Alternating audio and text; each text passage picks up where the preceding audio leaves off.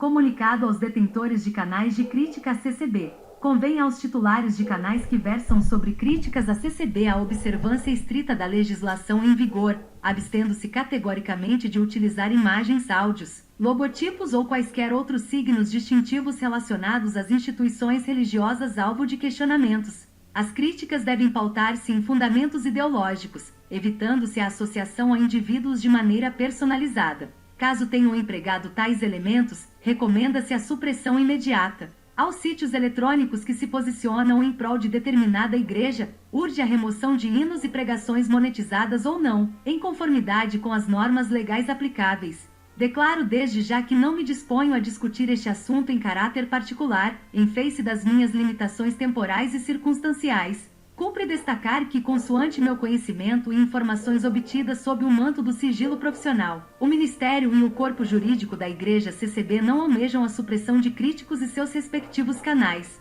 Todavia, estão ou podem vir a exercer o direito de provocar o Judiciário para apreciação de diversos canais críticos e até mesmo de suporte à instituição. Exorto a que cada responsável pelos canais acolha este conselho ou diligencie aconselhamento jurídico apropriado junto a seus respectivos advogados.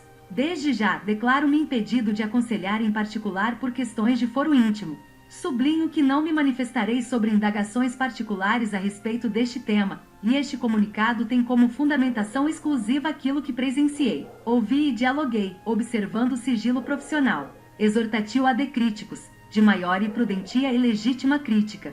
Tenho a propor e aconselhar a todos nós, críticos, que sejamos mais cautelosos em nossas abordagens doravante.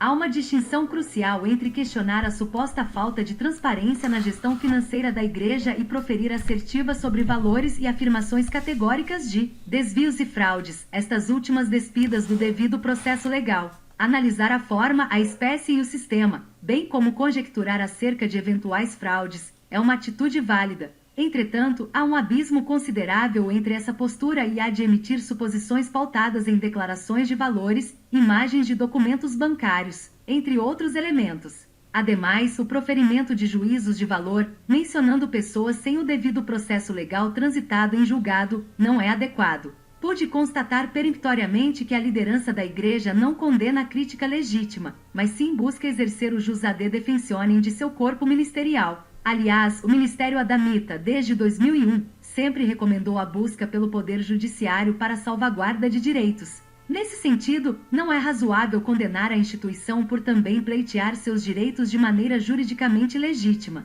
Assim, proponho a todos nós, críticos, que mantenhamos um olhar atento às garantias do devido processo legal e que busquemos sempre o equilíbrio entre a crítica construtiva e os limites impostos pela legislação e pela ética, e que nunc exorto a maior cautela e ponderação em nossas abordagens, no intuito de preservar a integridade e a legalidade de nossas ações. Reitero a importância de acatar este conselho como uma orientação legal, respeitando os termos jurídicos e as complexidades intrínsecas ao âmbito jurídico em discussão. Este é o cenário que estamos vendo. Até o crítico número 1 teve o bom senso e, em primeiro lugar, o profissionalismo em perceber que alguns críticos estão indo longe demais. Primeiro lugar, parabéns, Dr. Ricardo, pelo bom senso e profissionalismo. A Igreja Congregação Cristã no Brasil também tem seu direito de se defender, juridicamente. Peço a todos que se inscrevam no canal e de seu joinha.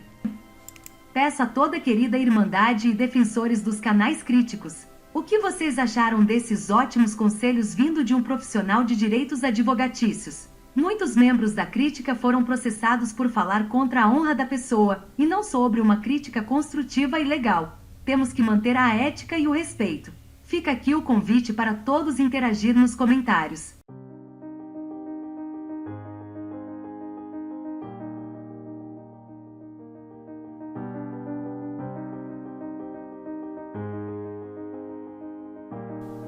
No começo de 2021 eu perdi meu filho de 4 anos. Ele estava na escolinha e sentiu um mal-estar, falecendo logo em seguida. Foi um choque muito grande e nossa família ficou despedaçada. Eu tentei me manter firme, pois precisava de forças para continuar cuidando do meu outro filho, de apenas 9 meses. Mas foi impossível não contaminar minha cabeça com pensamentos negativos e medos absurdos do que poderia acontecer com ele também, e a qualquer sinal de que algo estava fora do normal, eu já surtava. Eu não consegui voltar ao trabalho, pois não confiava mais em ninguém além de mim para cuidar do bebê. Eu coloquei em uma bolha de proteção que eu não percebia, mas estava atrapalhando mais do que ajudando. Ouvi de muitas pessoas que eu precisava procurar ajuda profissional, mas para mim era perda de tempo, já que eu nunca conseguiria viver sem sentir a dor de ter perdido o meu primogênito. Aquela dor inexplicável e inominável jamais deixaria de existir. E foi pensando dessa forma que, por meses, eu convivi diariamente com essa dor dilacerante e com o medo constante de perder mais um filho. Até que uma noite, depois de uma crise nervosa que eu tive ao me deparar com uma febre de 39 graus no bebê, meu marido me disse a seguinte frase: "Você nunca vai deixar de sofrer a perda do nosso filho, mas você precisa aprender a conviver com essa dor, e entender que todas as consequências desse trauma podem e devem sumir." Naquele momento eu percebi que a morte do meu filho tinha deixado mais do que apenas saudade. Havia deixado marcas e traumas que estavam prejudicando o meu filho mais novo, e que ele não merecia viver sob a pressão desses medos. Então procurei a TRG. Após longas e dolorosas sessões, eu consegui voltar a me sentir segura em deixar meu filho sob cuidados de terceiros. A saudade permanece aqui, a falta que sinto do meu filho nunca vai deixar de ser presença constante, mas tenho me permitido ser uma mãe inteira para o filho que está vivo. Aprender a dosar os medos, traumas e cuidados foi muito difícil, mas depois que eu consegui, percebi a importância de ter passado pela TRG. Quero honrar a memória do meu filho.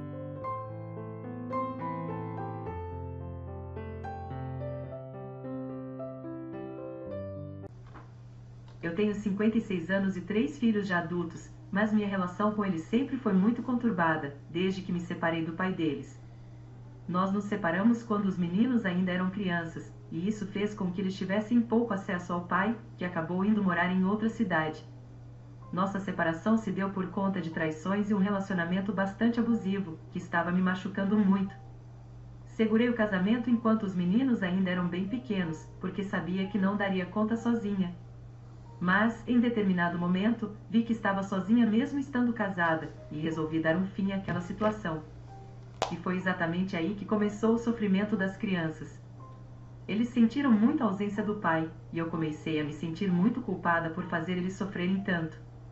Muitas vezes me perguntei por que não continuei casada, já que meus filhos eram tão apegados ao pai. Eles cresceram me culpando pela distância do pai, achando que ele foi para outra cidade por minha causa. Eles eram crianças, então eu nunca contei o real motivo da nossa separação. Eu não queria envolver meus filhos em uma briga que não era deles, e não queria, de certa forma, manipular meus filhos e fazê-los ter uma visão ruim do próprio pai.